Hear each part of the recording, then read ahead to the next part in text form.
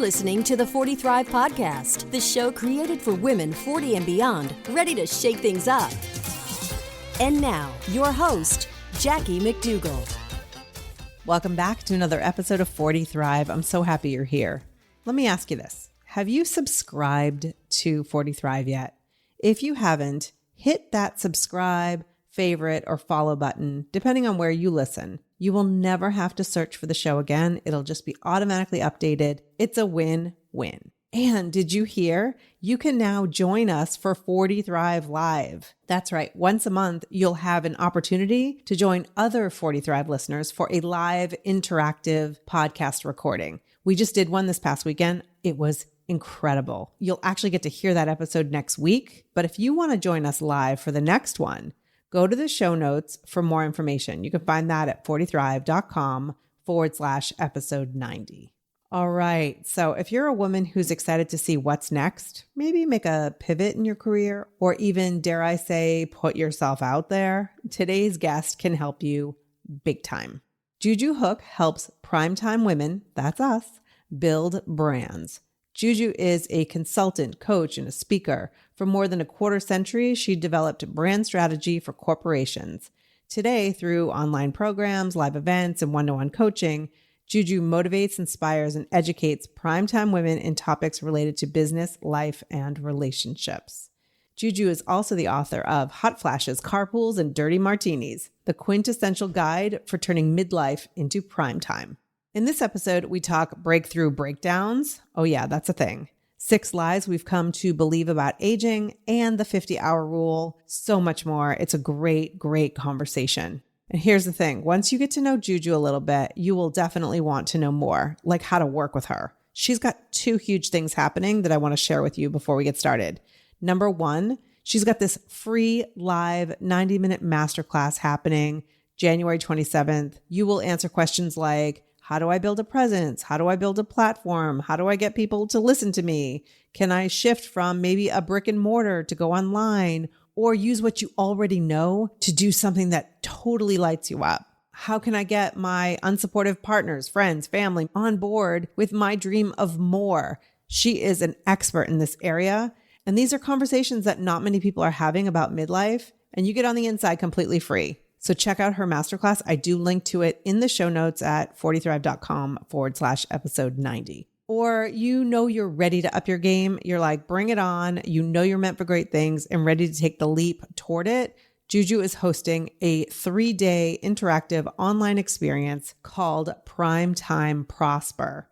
During her event, you'll work individually and in small groups to turn your quote unquote something special into something truly sellable. You'll create a plan and design a platform for reliable, sustainable income doing what you love. Doesn't that sound amazing? Everything you need to start a business is already within you. Juju can help you get it out. Plus, when you register for this 3-day event, you also get her PrimeTime Pivot, which is a 6-module video pre-work. There are trainings that focus on the first steps in turning midlife into primetime. You will definitely want to check that out. So I linked to both of these events in the show notes. Like I said, 40thrive.com/episode 90. So go register. I want to hear how it turns out. All right, let's get into the conversation I had with Juju Hook. Juju, welcome to 40 Thrive. Oh, thank you. I'm delighted to be here. Yeah, we had to actually stop and I had to go, wait, I have to record because you're one of those people that I think we could have gotten off and running and talked for an hour. I suspect, yep. Yeah, we'll be talking for an hour at some point when all this is over anyway, right? That's how it always works. Exactly. The first thing I noticed was your hair is much longer than the photos you have on your website. Yes. And you said it's because of COVID. Because of COVID, yeah, because I live in California and they shut down hair salons here and then they open them for a half a minute and then they shut them down again. And so everyone in our house has long hair. My husband has a crazy beard and it was mandated. Right. And now I'm owning it.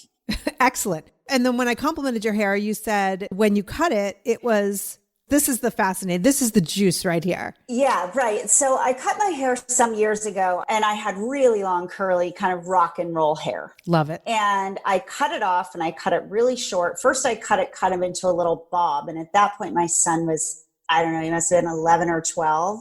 And he was furious. He was like, you used to look like a regular mom and now you just look like a teenager. And it was really interesting reaction. That's funny. And then I cut it super short. And I remember thinking at that time, this is the last time I'll ever have long hair.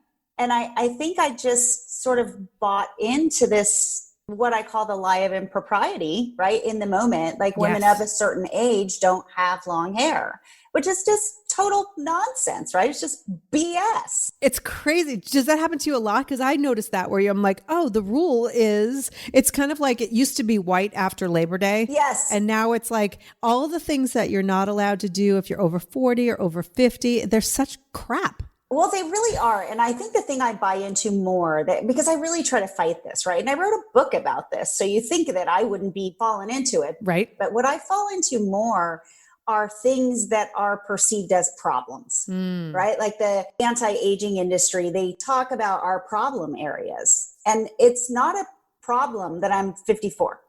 Like it's just really not a problem. Right. And as long as they continue to message this way, right? We all think that we have problems every year that we grow older, and we don't. So I think everybody falls into it. I think you have to be really vigilant about rebranding yourself so that other people don't do it for us. Right. That's the quotable right there. We got to rebrand ourselves so other people don't do it. Yeah, because they will. They really will. And they'll brand us by what they want to sell us. Yes. I mean, that's sales 101, right? So I've, the group that you just joined, I believe, our 40 Thrive group. And there are plenty of women in there who are coaches in their own right.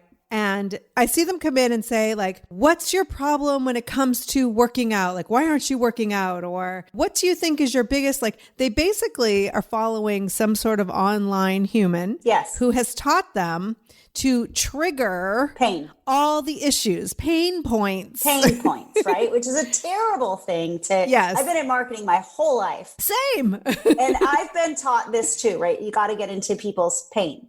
But the truth is, we're all solving problems for people, right? And our brains are wired to solve problems. If we don't have a problem to solve, we'll make one up. Right. We've all been there too, right? God knows the longer I spend alone with myself, the more shit's wrong in my life, right? But I think that the question isn't really what's your pain point. It's how can I serve you, right? How can I be here for you? And I think the pain point thing, even when you're doing it, even when you're taught to do it, it feels sneaky and sticky. And especially for coaches, our whole purpose is to make people more resilient and more independent. That's the whole goal. So starting with the pain, that's kind of a sneaky place to start. It is. And the thing is, don't get me wrong, a lot of these strategies work, right? Of course. And that's why people are life coaches all over the place. Right. At the same time, just like the messaging that you were just talking about, like, I don't think it's enough to call out the messaging where the marketing that says we have problem areas or something's a problem. We have to really vocalize it. Talk about it with each other, because it's not enough for me to know that what they're saying on TV or in this internet ad is BS. It's my job, I feel, to like call it out. Absolutely. And say to other women, have you fallen for this too? Like, raise your hand, because if we don't talk about it, we're all going to fall to it. Well, and here's the thing too, like the whole phrase anti-aging, right, is nonsense, because none of this shit is designed to help us live longer. Right. $350 billion is the size of this industry. Right. And every single thing they produce is designed to make us look like we've lived fewer years than we have. Right. Which none of us needed before they invented it. Right. Like my mom had day cream and night cream. I don't ever remember my mom having problem areas. I don't ever remember her talking about any of that. And it's not like I think everybody should throw away their Spanx or never get fillers. I don't have any of those thoughts. But the idea that we would do it because somebody told us we had a problem. Right. Or that the older we get, the less we're worth, which is essentially what this message perpetuates, right? You better do something about this, because if you don't do something about this, everybody will know how old you are. Right. You don't want that to happen. Right. Right. And the second you open your mouth, everyone knows how old you are. Of course. Because you know some things. Yes. And that's the whole point, right? We get more and more vital and stronger and more able and agile. And all of that messaging just flies in the face of that. And it's really sad that we have to come out and fight against it. it's work we should never have to do. Right, right. I do see a lot of brands now going for like the pro aging. Yes. I did an interview recently with Fumiko from Face Yoga Method. I got to tell you, I admitted it on this podcast, but like I resisted having her on for quite a while because I was like, face yoga is just another thing to spend money on. Okay.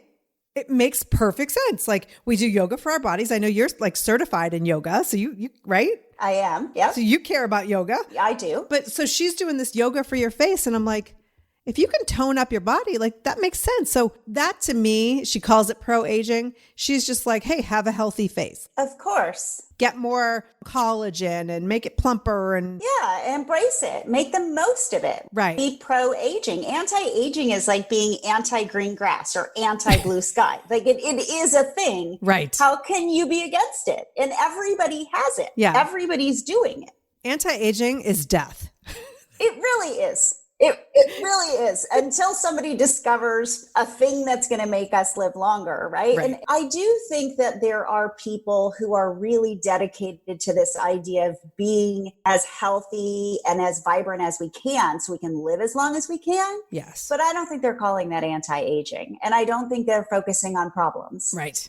Focusing on maximizing wellness is the opposite of pain points. Yeah. I mean, the people that I see, the women I see, and I've talked about this on many episodes where she walks into the room and you're like, whoa. And it's not that she's the prettiest or the youngest. There's something. And it's because she's living well. Yeah. And by living well, I don't necessarily just mean eating, kale shakes every day, but that could be part of it. But maybe she's taken some vitamins. Maybe she's in love. Maybe she enjoys her family. Maybe she takes long walks and some time for herself. Like that's usually the woman that I'm like, oh, I want to be like her. I think there's nothing sexier than pursuit. And it's funny because I said this on stage and I think it's the most quoted I've ever been for anything, which is that there's nothing sexier than a woman who knows her worth and is in hot pursuit of what she wants. Yeah. And I tell women all the time, you can spend $500 on Botox and that's fine. But you can also spend $500 learning how to do something new or learning how to make money in a new way or opening yourself up to something that turns you on. And when you do, you'll be much sexier than if you get the Botox and it'll last a whole heck of a lot longer. Right. I agree. And it shows on the face. It shows everywhere. Yeah. And you're happier. So let's talk about this book. Yes. Hot Flashes, Carpools, and Dirty Martinis, the quintessential guide for turning midlife into prime time. Now, as someone with a TV background, I like the prime time, Yeah, that's where it came from for me too. I bought a lot of advertising for a lot of clients. Oh, on primetime TV? Yeah. Yeah, we were living the same life. Yeah, I owned an agency for many years and I got to a point, 47-ish, where I had made it through the recession of 2008, 2009. And at that point, I took my agency virtual. Mm-hmm. And I was a strategist and I had done that thing that we all want to do where I'd sort of achieved making a great amount of money without having to put in a great amount of effort anymore. Right? Like I had a great team in place and I could show up and just do the strategy and I had great clients and everything had just sort of clicked. And I found out that I was going to lose a really big client. I knew they were going to go. And I just had these thoughts of, I'm not going to be able to replace this client because I'm almost 50. And I'm going to have to go out. I'm going to have to compete against younger agencies. I'm going to have to put a navy blue suit on and go back in the boardroom. And I just had this kind of sense of panic. And it was kind of an undoing, to be honest. Mm-hmm. Through the course of a kind of one of those breakthrough breakdowns, how you have have those, like an ugly cry with Dirty Martinis night. Breakthrough breakdowns. Yeah, like sometimes you really have to just kind of lose it. Yes. To recognize that you've been losing it all along, right? Right. So I was very overly involved in my teenage son's life. That was one of the ways that I was coping with my feelings of irrelevance. I was just sort of skating by and I had a confrontation with my son's principal about my son. And he said, I don't think this is about him. I think this is about you. Oh. And I loved this man. He was someone who knew me well. And he challenged me to go do something I was terrified of. He said, I think you should go do something you're terrified of. I don't think Christian needs you anymore in the way that you want to be needed. And it was a real confronting moment.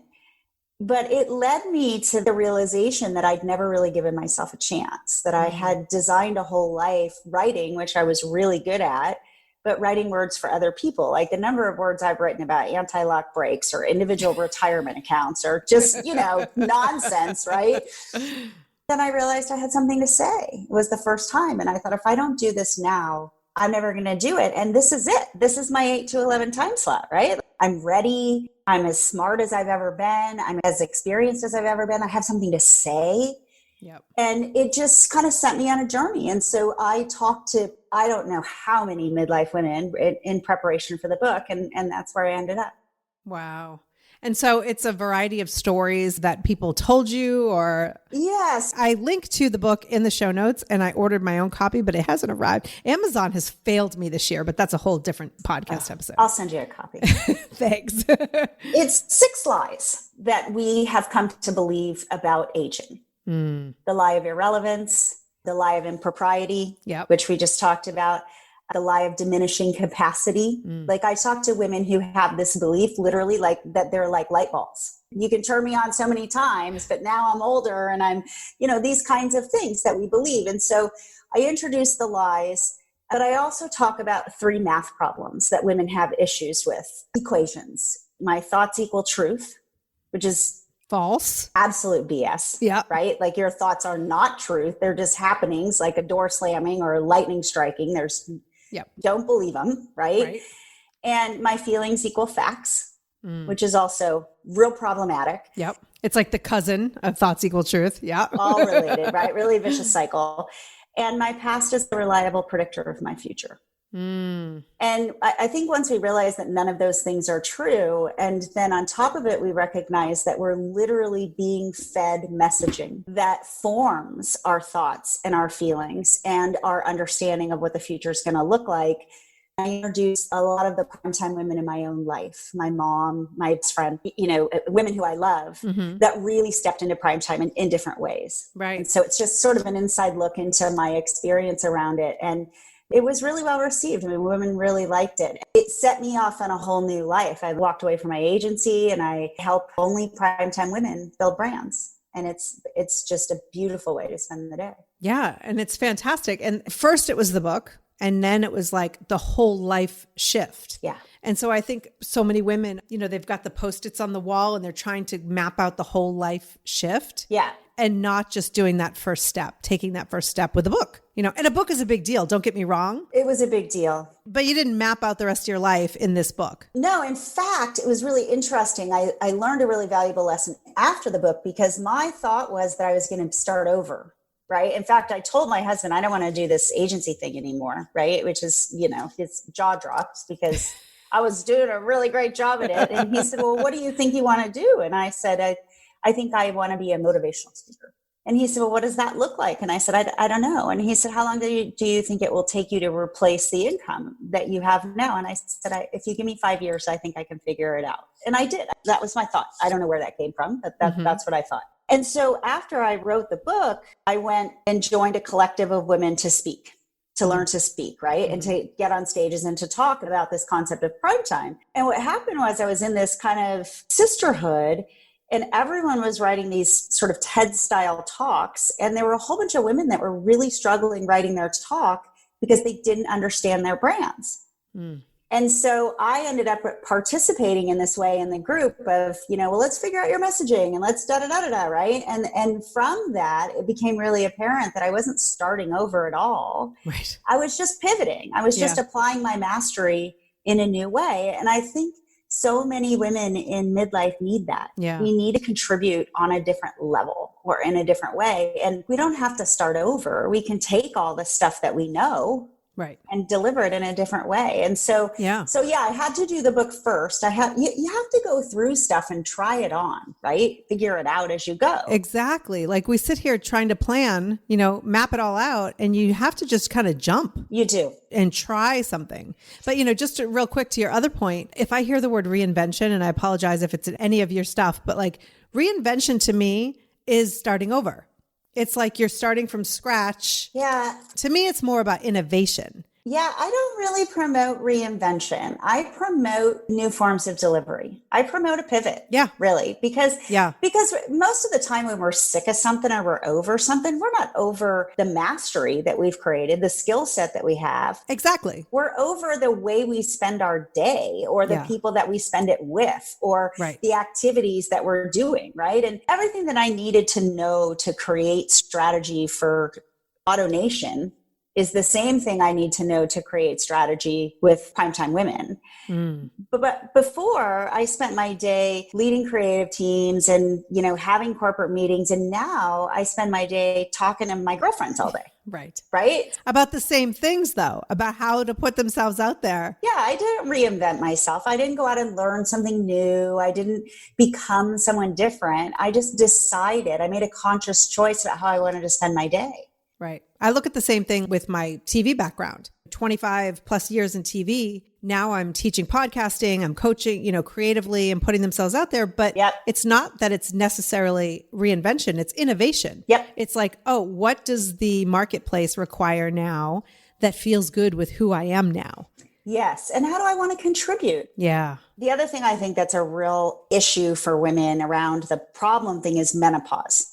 Not only are we fed that the older we get, the less we're worth, but we're also fed that menopause is sickness. Yes. Right? It's a diagnosis. This is a thing. It's a sickness, right? Nobody ever told us that when we started to menstruate. Can you imagine if somebody said, oh my God, you're 13 now and it's going to be downhill from here? You were diagnosed with your period. Yes, it's all over.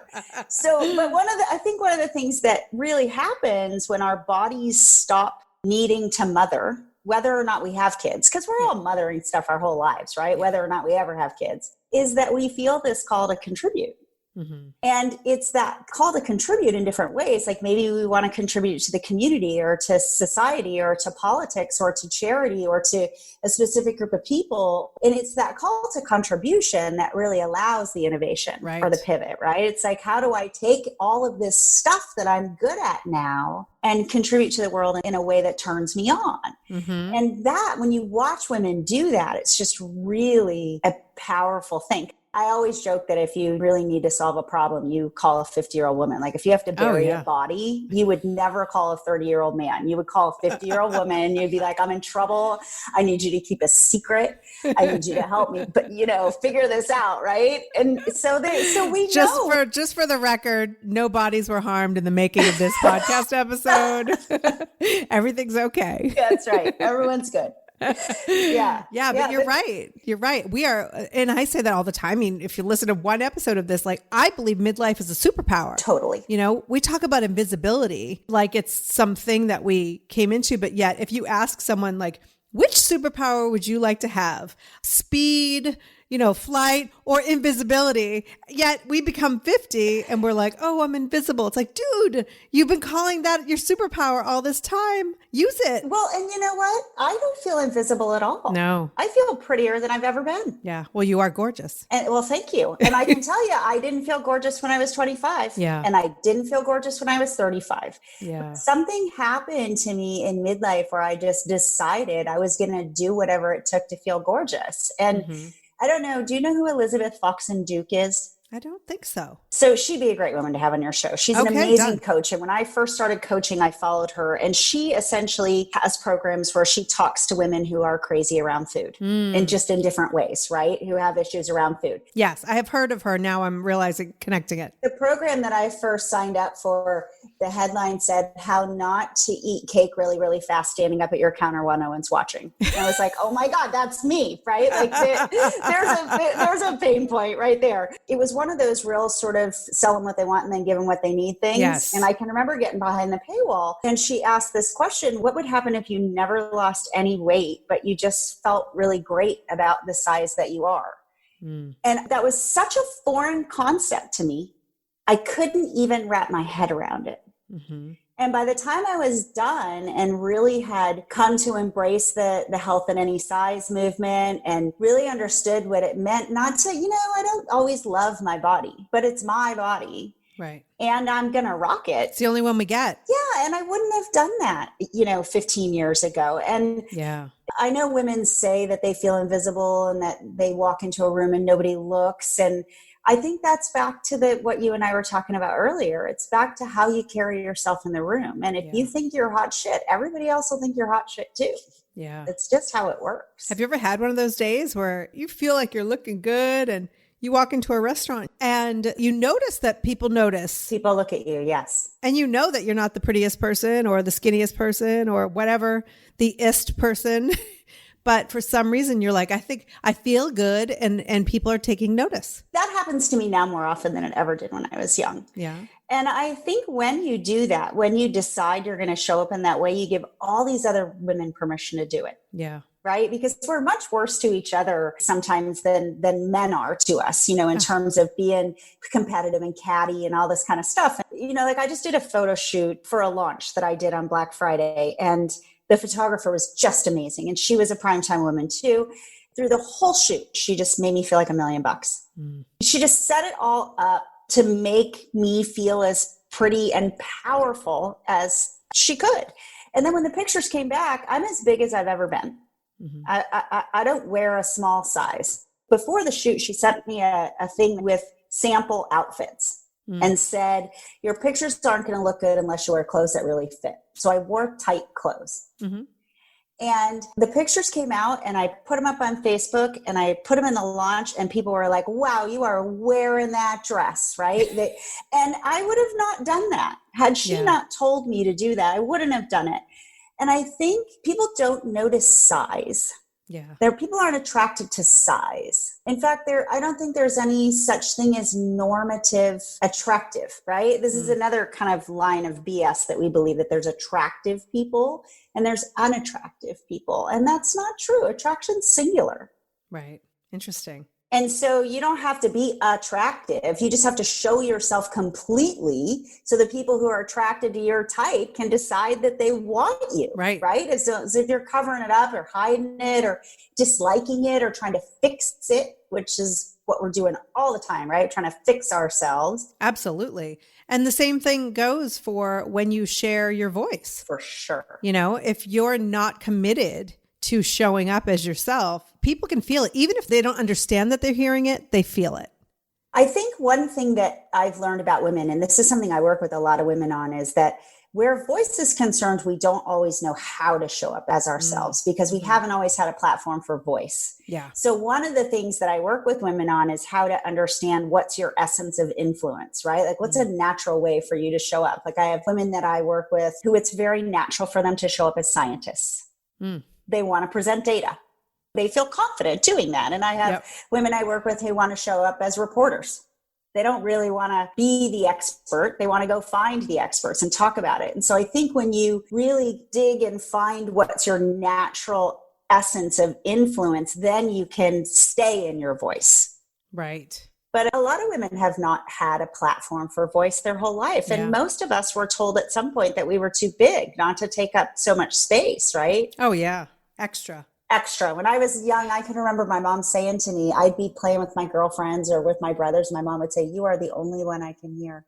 Yes. And I remember that was such a bad thing, right? If someone told me that now, I'd be like, winning.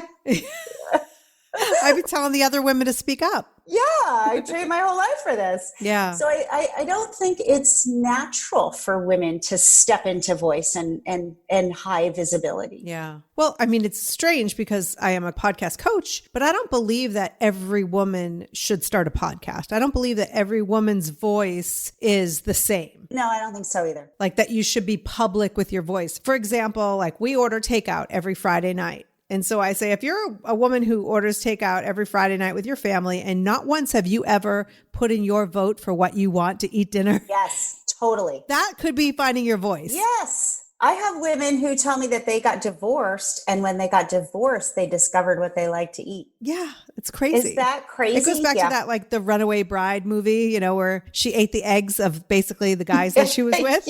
And that she had a whole plate of eggs after to figure out what kind of eggs she liked. So yeah, absolutely. Or like there are women who are so badass and amazing and impactful and influential who want to run for maybe the local school board. Yes. Just something like that, yes. Or have some sort of nonprofit presence in their communities, whatever it is. Like finding your voice is so different. Obviously, the women that you work with are looking to be a little bit more public with what they know and what they do? I think the women who I work with are coming to the realization, especially now that we're all kind of literally our network is limited physically, right? That having some kind of presence, some kind of digital presence or platform or whatever is going to be necessary in order for them to amplify. They're not going to be able to amplify their impact or their income if they don't do it. Right. But it's just like you said, everybody doesn't need to start a podcast. And we get these crazy pieces of advice. Like one of the earliest pieces of advice I got was you should do a Facebook Live every day for 100 days. This is one of the first things people told me, right? I hated video. And I'm a writer. I've written my whole life. Yeah, I don't know why they didn't tell me to start a blog. I was already good at that. Yeah. So here I am going for visibility for the first time, feeling nervous about it, wondering if people are really going to listen to what I want to say. And I'm fighting through a medium that's not natural for me. Yep. So I think the way we show our voice, but also how we show up and how we build that platform, that's really unique to our essence. Right. And why would you work against your essence?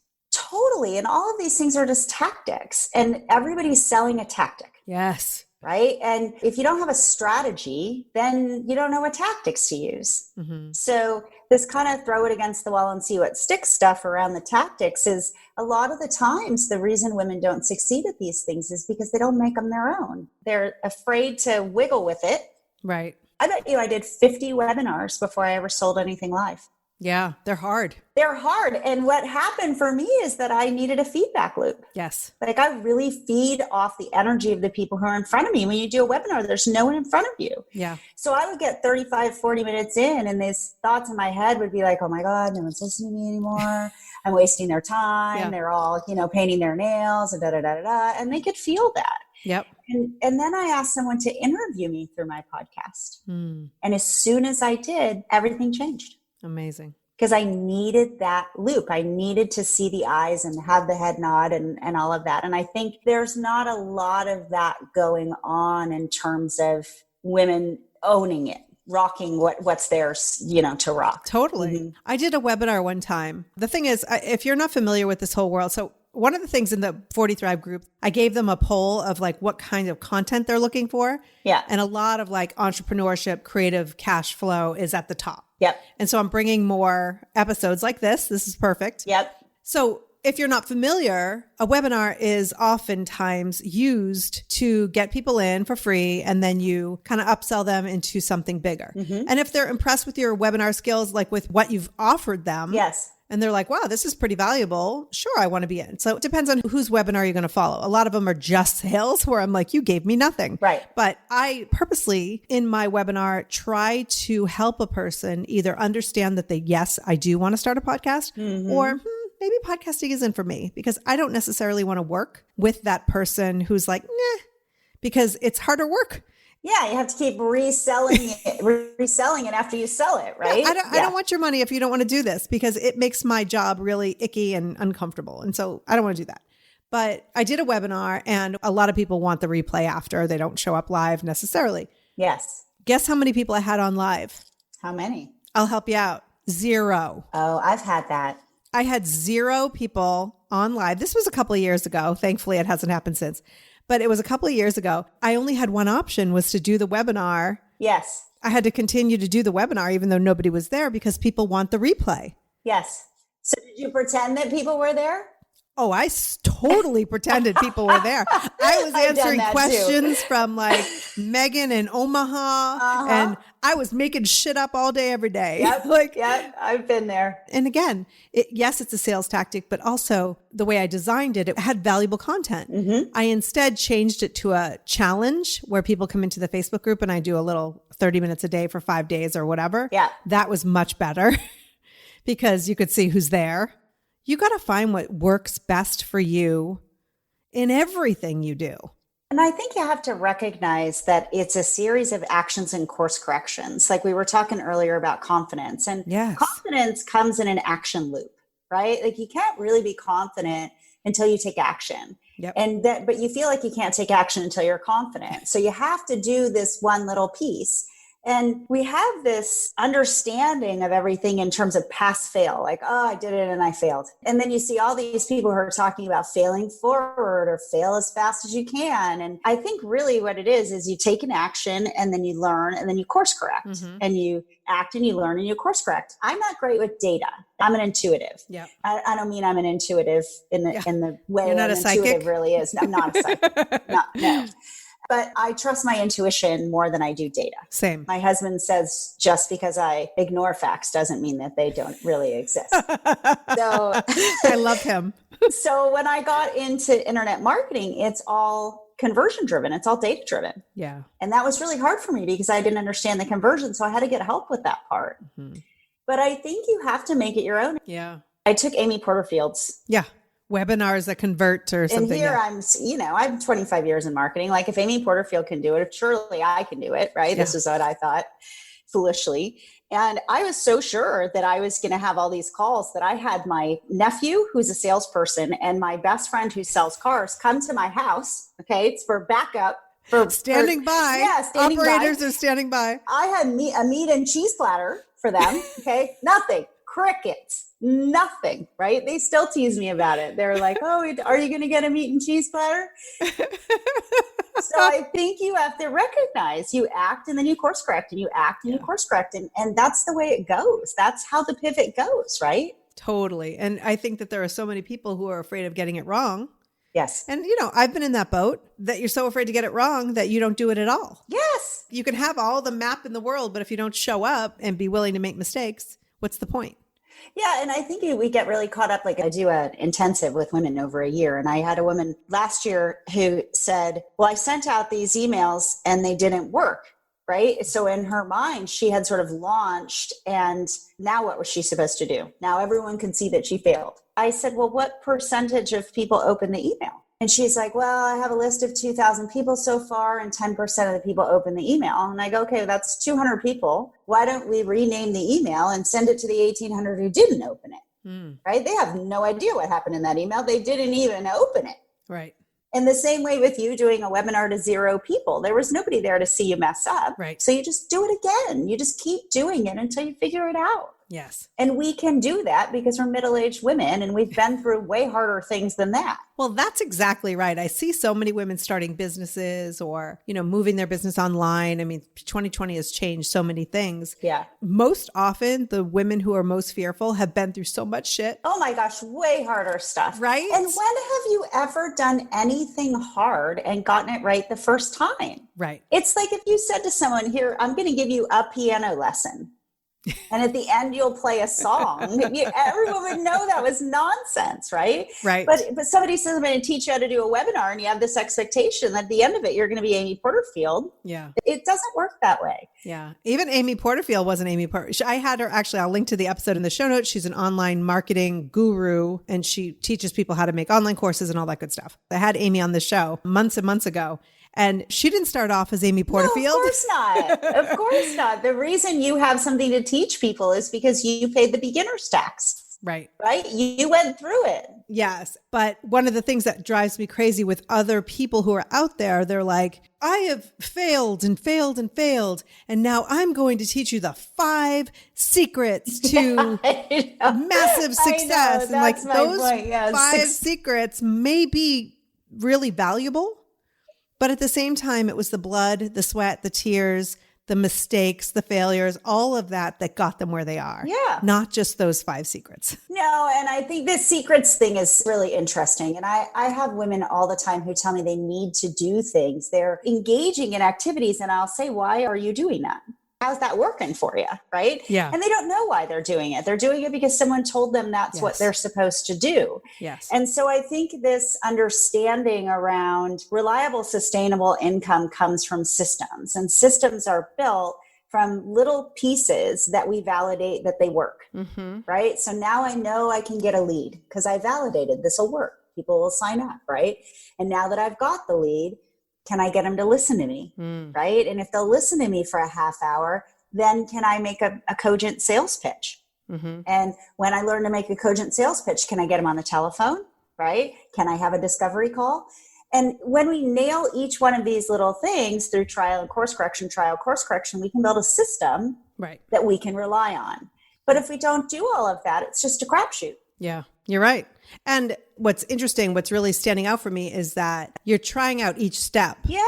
Each individual step, whether you're starting a new business, you're getting online, whatever it is you're doing, like each step is individual. And so you really have to check the data as much as we're not data people. Yes, you gotta have look to at the know data. what's working. Yes, yeah. for each and step. I watch women do this. They say to me, here's what I'm going to do. I'm going to build a course, and then I'm going to make an opt-in, and I'm going to get an email list. I'm going to build a course. I'm going to do a webinar, and I'm going to sell it. And then they go off in the lab and they do all of that, and it doesn't work, and they don't know which part didn't work.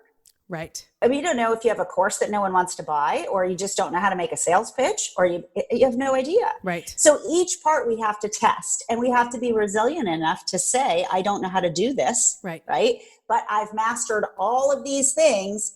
So all I'm really learning is a new technique to deliver that. Exactly. And there's so many people out there as far as like your program to help people position themselves and all of the things that you teach. It's not one size fits all. Nope. Some people may already have a brand and they just don't know how to deliver it in a new way, like you were just saying. Yeah. The other thing too is I see a lot of people who will sign up to learn how to do a course and then they're like, oh, I created this course. Well, first of all, if no one knows about it, what's the point? Mm-hmm. But secondly, I was podcast launch coaching live groups for 2.5 to 3 years. Before you made a course. Before I made a course.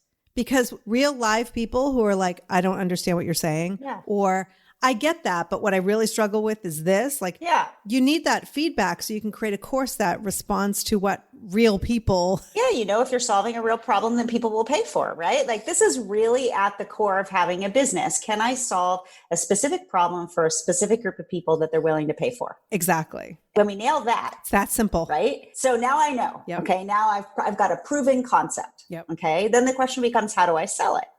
And I think we do this kind of backwards. Instead, we do this. And the reason we do it is because people teach us that. Yeah.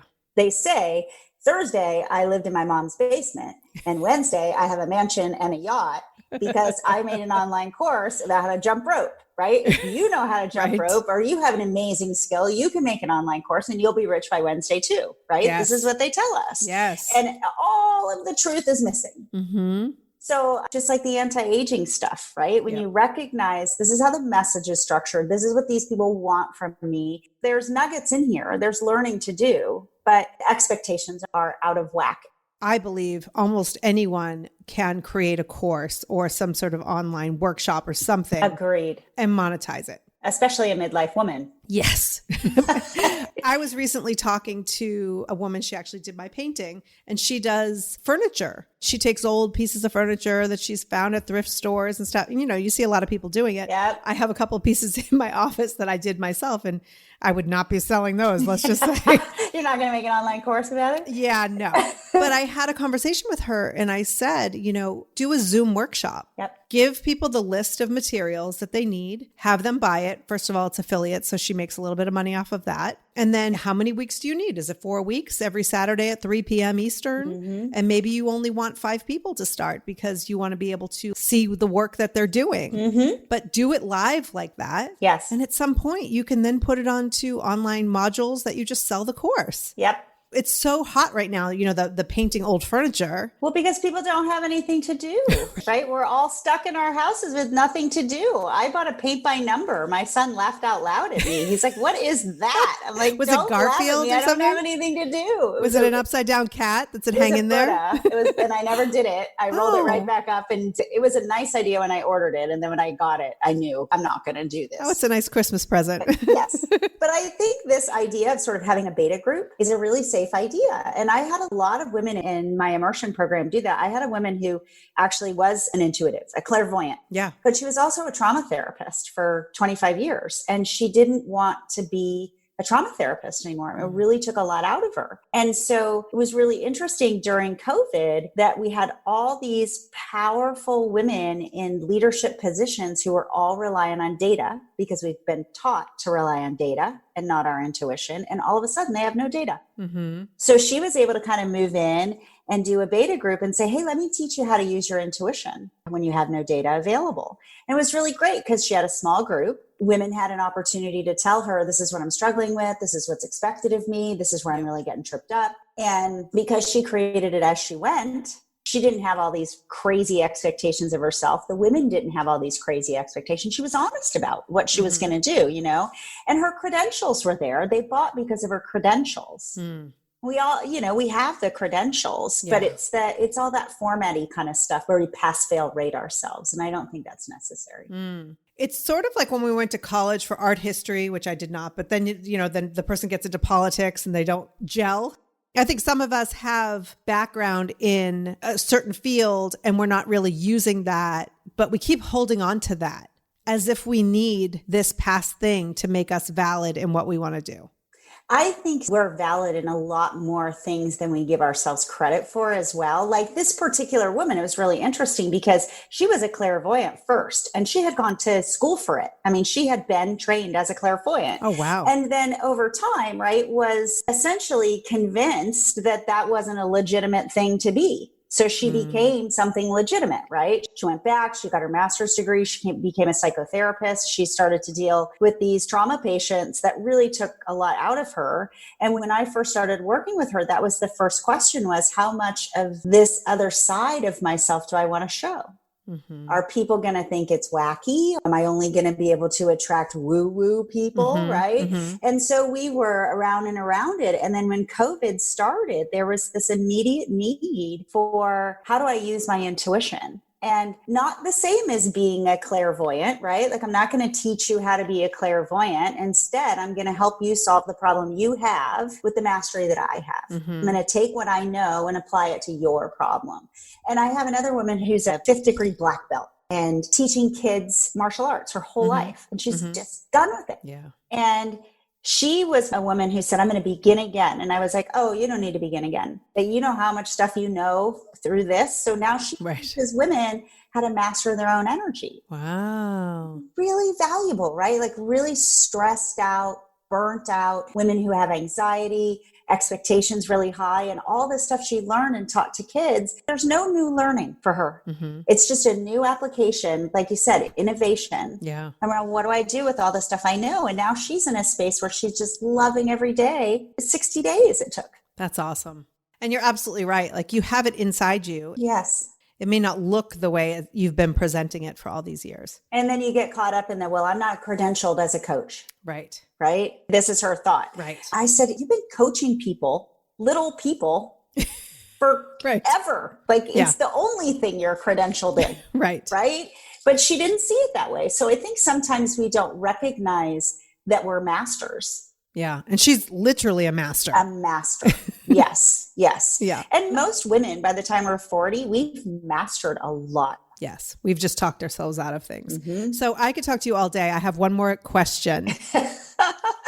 So I was reading a little bit about your 50-hour rule. Can you tell us what the heck is it? Yeah, so it's not my 50-hour rule. I don't know where I picked it up initially, but it's an issue in the learning environments of the world. So it takes about 50 hours to be proficient enough at any new skill that you can enjoy it. Oh. So if you want to learn to golf, it takes about 50 hours of golfing or golf lessons until you can really enjoy a golf game. Okay. Right? If you want to play the piano, if you want to speak Spanish, whatever it is, at about 50 hours, we're proficient enough to enjoy it. Right. And lo and behold, there's 52 weeks in a year. So I always say to women, if you really want to learn something different, give it a year, put it an hour a week. And at the end, you'll be good enough at it that you'll enjoy it. So if you want to have a podcast or a blog or whatever, and you want to toy around with it, tinker around with it, the 50-hour rule is a really great rule. Yeah. And I think we overestimate what it takes to enjoy something. Yeah, that's such a great point because one of my 3 sons, if he's not good at something immediately, he's just like, forget it. Yes. And the reason I bring it up is because I think I relate to that. Well, that's a temperament issue. We're born with that. Oh, really? Yeah. So I'm just staying true to myself. Yes, we're born with that. It's funny. We still tease our son. Remember Transformers? Oh, yeah. More than meets the eye. He could never transform them. He would get them. And then there would be 35 seconds of trying to turn a truck into a guy. And then it would he'd slam it on the floor and stomp away. Right. And he's 19 and he still has that same temperament as your son. So funny. Why can I not do this right now? I was the same way. If I wasn't good at something right away, I just felt it was overwhelming. Yeah, because you evaluate yourself on it too, right? And the feeling of I'm not good at this is a very uncomfortable feeling for those of us who are achievers or who are approval seekers. And that's not the truth. It's I don't know how to do this. That's two completely different things. So instead of saying I'm not good at this, you say, I don't know how to do this yet. I don't know how to do this yet. I don't know how to do this yet. And the idea that we think we should know how to do things that we've never been taught to do is a kind of entitlement, right? Like, why are you entitled to be an expert at something you've never done before? Right. Because you're an expert at other things. Right. And less judgment in the learning. Yes. It's often not the thoughts and feelings that are hurting us. It's the judgment of those thoughts and feelings. Totally. And the forgetting why we did it in the first place, right? Like the reason that I decided to do this is because I wanted to have fun, because I wanted this in my life. Right. And we lose track of that. And some things we try and we know right away. Like I knew right away I did not want snowboarding in my life. I had 1 hour of snowboarding and I said to my husband, any task that I do that requires me to take ibuprofen when I'm finished, it's not a thing I want in my life. So there was no way I was going to do 50 hours of snowboarding. Right. And we don't have to be an expert at everything to enjoy things. Yeah. I just don't like to do things I have to prep too much for. Like when I think about painting a room, I want to put the brush up once and then the room just magically appears. Maybe you just need to hire preppers. Yeah. Well, that's my husband. Yeah. Perfect. That seems like a great solution. I could do your masking for you. Excellent. See, we're a team. We can paint a room together. Someday after COVID, After COVID, yeah. Thank you, Juju, for joining me. Yeah, my divine pleasure. Thank you so much for listening. It has been possible to do this show for 2 years because of two things. Number one, you subscribe. Thank you. When you subscribe to the podcast, you never have to search for it again. You will get every episode. You'll get an alert. You can choose your favorite podcast app. It can be on your iPhone. It can be on your Android. It can be on your tablet. It can be on your home speaker. There are so many places you can subscribe to 40 Thrive so you can get it automatically. So thanks for doing that. I really appreciate it. And number two, I hope you'll consider sharing this podcast because when you share it, not only does it help us be able to continue this and to reach more people, but imagine what it would be like if all of the women in the world over 40 felt their best and were able to stand up and take charge and support each other, right? Imagine it. And so when you share the show, we are one step closer to that. So I really appreciate it. Until next time, take care and keep thriving.